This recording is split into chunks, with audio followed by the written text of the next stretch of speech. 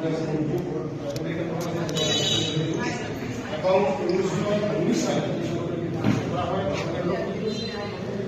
তৎকালীন সময়ে করোনা ভাইরাসে আক্রান্ত হয় এবং মনোরম পরিচিত মানুষের পাশে মূল উদ্দেশ্য আমরা আমাদের চেষ্টা করেছি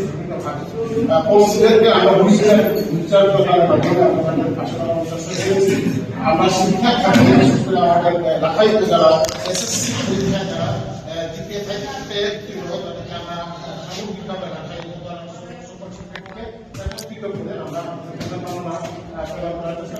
এক হাত দিয়ে ধরেন ফোনটা, এক হাত দিয়ে ধরেন।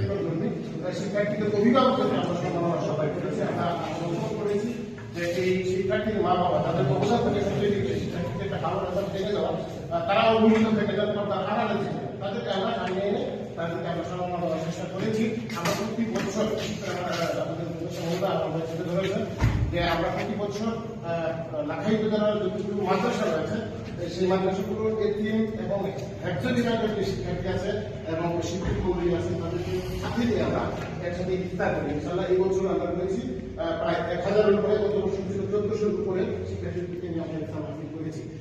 এছাড়াও আমাদের এই গৃহহীন যারা রয়েছে ঘর নির্মাণ করতে পারবে আর্থিক সচ্ছল তাদেরকে আমরা টিম সহ একটা ঘর নির্মাণের চেষ্টা করে দেওয়ার চেষ্টা করি এবং আমরা বিভিন্ন খাতে যেমন গতকালকে পরশু আমরা আমাদের এই লাখাই উপজেলার খুলনা বাজারের একজন পার্টি রয়েছে যার 4 সন্তান রয়েছে একদম মানবতার জীবনযাপন করে যাচ্ছে।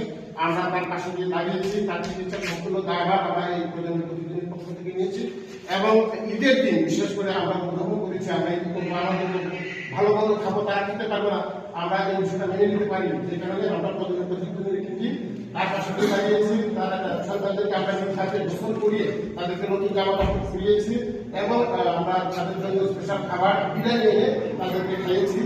আমরা অনুধাবন করি যে বাবা যদি আমাদের দিকে যাই করে আল্লাহ কবুল করবেন কোনো নিষ্ঠতা আল্লাহ আমাদের এই কাজগুলোকে রাজা রসুলের হিসাবে কবুল করে এবং এই সংগঠনটি সম্পূর্ণ অরাজনৈতিক এবং সত্যাসম্পন্ন সংগঠন। এখানে আমরা